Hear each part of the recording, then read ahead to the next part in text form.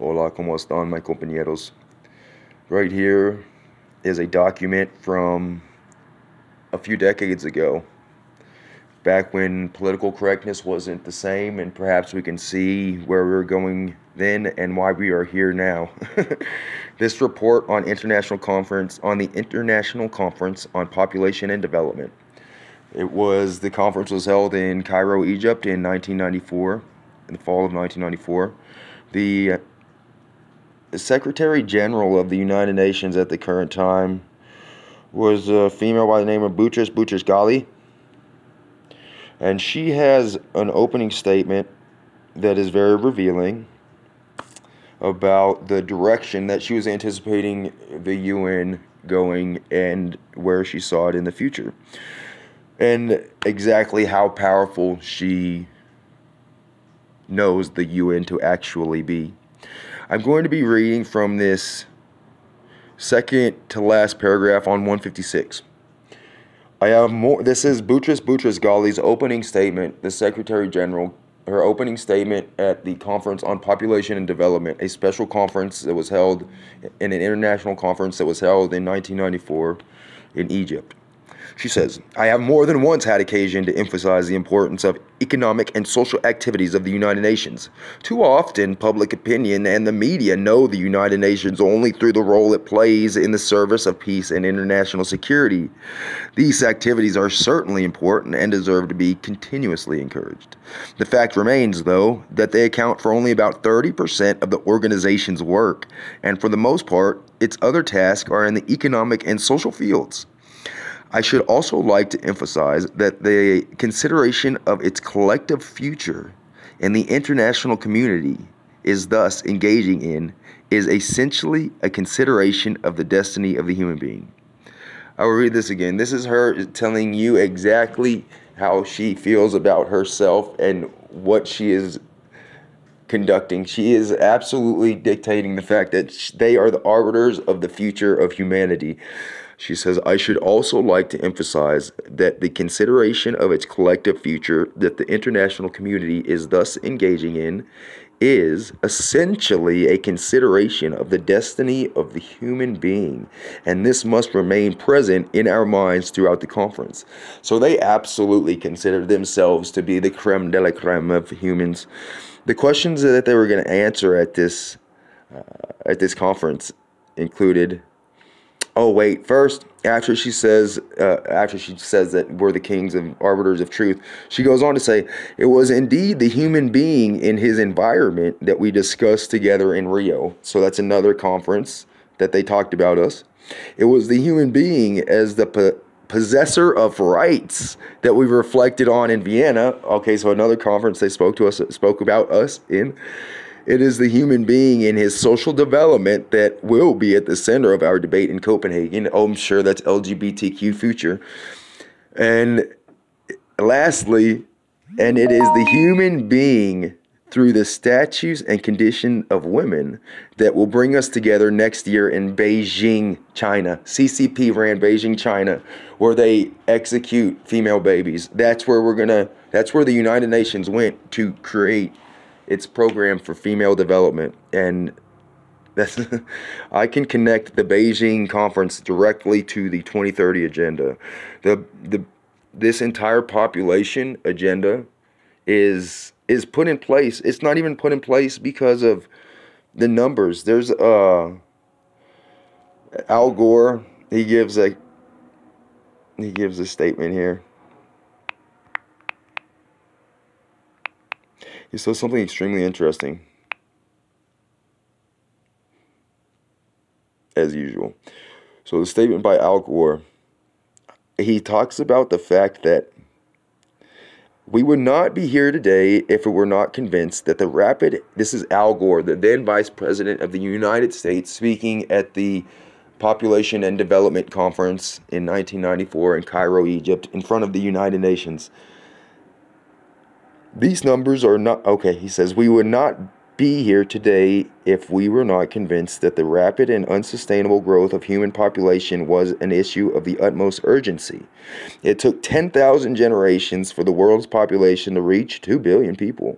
Yet over the past 50 years, we have gone from 2 billion to more than 5.5 billion, and we are on a path to increase to 9 or 10 billion over the next 50 years. 10,000 generations to reach 2 billion, and then in this human lifetime of ours, we leap from 2 billion towards 10 billion. The next thing he says is super interesting. He just gave that statistics about oh my goodness, there's so many people, there's too many people. Next thing he says is, these numbers are not by themselves a problem. He says the numbers aren't by themselves a problem. So okay, then what is the problem? He goes on to say that human ingenuity, it's human ingenuity that is the problem. He says, for example, warfare is an ancient human habit, but the invention of nuclear weapons so radically altered the consequences of the behavior that we were forced to find new ways of thinking about the relationship between nuclear states in order to avoid the use of these weapons. Similarly, so that's one area of development and advantage that we have created that could help sustain more people. Similarly, the oceans have always been a source of food, but new tech like 40-mile-long drift nets severely depleted or seriously distressed every ocean fishery in our planet. That is an absurd statement. But I want to point out about that statement is he's saying we know how to catch more food for more people. And so he says the reason he says, thus we have begun to curtail the use of drift nets, but not in China. Only in the United States of America have we done that. And China has continued to assault the ocean. Well, we've not been able to capitalize in the same way. The last thing he says is the most important thing. It is absolutely the most important thing.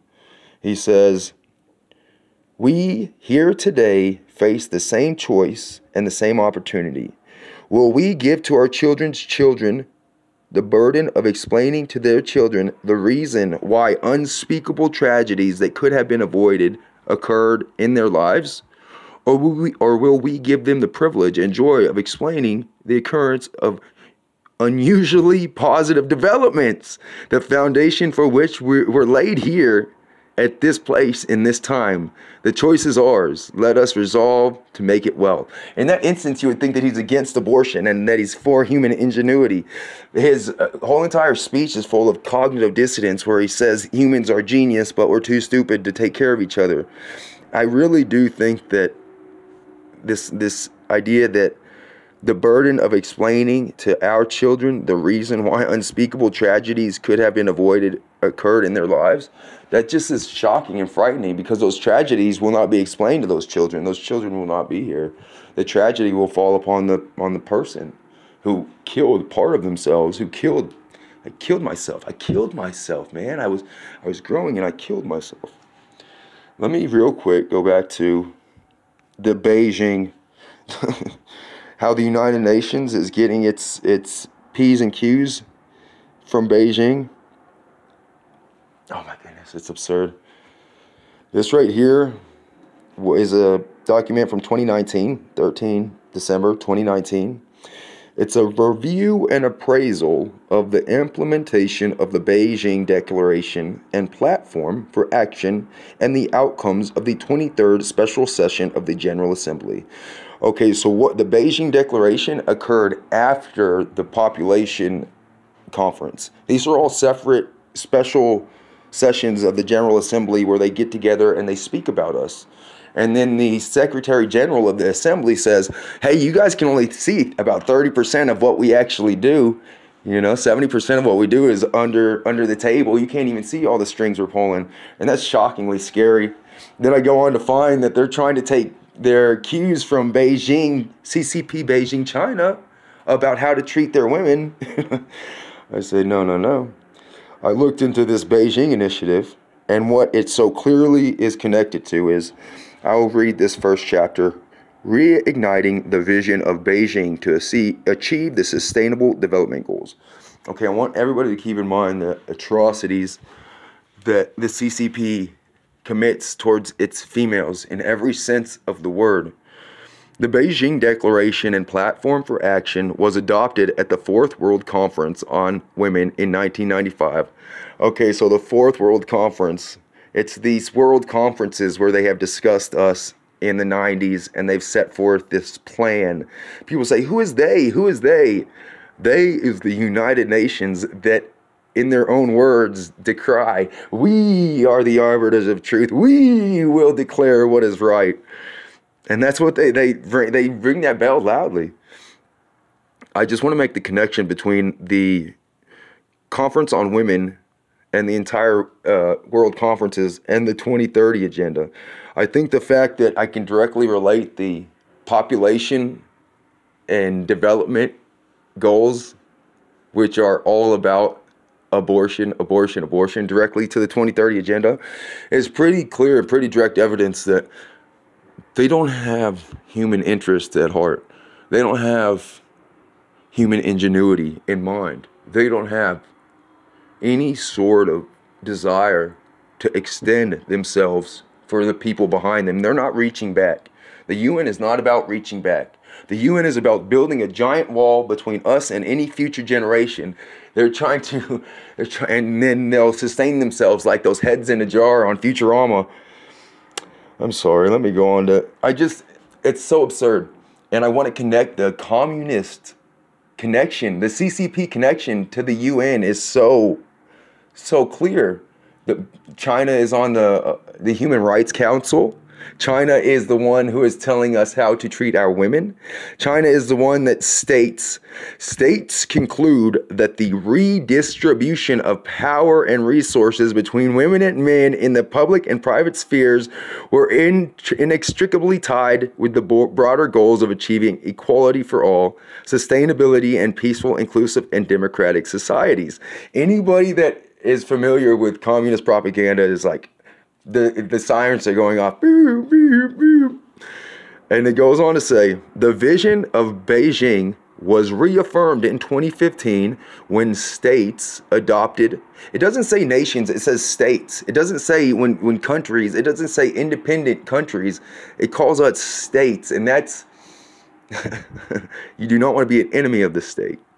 The vision of Beijing was reaffirmed in 2015 when states adopted the 2030 Agenda for Sustainable Development with human rights and gender equality as a core principle and the ambitious aims of eradicating poverty, reducing multiple and intersecting inequalities. Intersecting inequalities have to do with intersectional politics. The intersection is the destruction of males, white males in particular, but males most assuredly. Any sort of they call it patriarchal confinement. That's what they call sacrifice. They call sacrifice patriarchal confinement. They call getting up and going to work for your family patriarchal confinement. They call coming home and getting on your knees and hugging your baby boy and telling him how much you love him. They call that patriarchal confinement. They talk about having a little girl and knowing she's your little daddy's girl and loving her with all your heart, and being willing to give every single ounce of your time outside of the house so she has money to live off of. They call that patriarchal confinement. I want to really point out this last thing though. And it's funny because they're all about projecting. They say they're all about projecting. Always. And they go on to discuss the instrumentalization of women's bodies. And this is exactly what the UN has done. They've instrumentalized the bodies of females in order to execute an operation of redistribution and allocation of resources, which is really like one person goes and gets all the resources and then doesn't hand anything out. That's how communism works. They go and they collect all the resources and then they're like, oh, we're done. But let me read this paragraph. Instrumentalization of women's bodies. Throughout their life cycle, women's bodies are instrumentalized and their biological functions and needs are stigmatized and subjected to politicized patriarchal agenda. States have often treated women instrumentally as tools with which to implement population programs and policies. This is sometimes carried out through the use of criminal sanctions and often under the guise of protecting women's health the guise of protecting women's health and safety with cultural or religious justifications. I think that's projection in the sense that they are doing the exact opposite. They're hitting us over the head with our values, saying your values are wrong. You're not allowed to have values. You're not allowed to choose the hard or right over the easy or wrong. It's funny. They flipped it on its face. I think the entire connection between the World Conference in 1994 and the conference in 2015 and the Chinese Communist Party's control and fingerprints over the entire operation should make any red-blooded American sick to his stomach. The fact is that we love China. We love Chinese legacy, 5,000 years of Chinese history. But in the heart of a CCP member, they despise the United States. They would like to see you hurt. They would like to see you suffer. They would like to see you destroyed. So in this instance, we must recognize the enemy. We must. Because they're after our kids. They're after our children. They're trying to convince us to hurt ourselves. That's what the Chinese, it's an act of subversion, not invasion. They have convinced us to hurt ourselves, to molest ourselves, to take advantage of ourselves, to not stick up for ourselves. Never be ashamed of your success. Never be ashamed of being a successful person. Always remember that your success helps other people. A high tide raises all ships.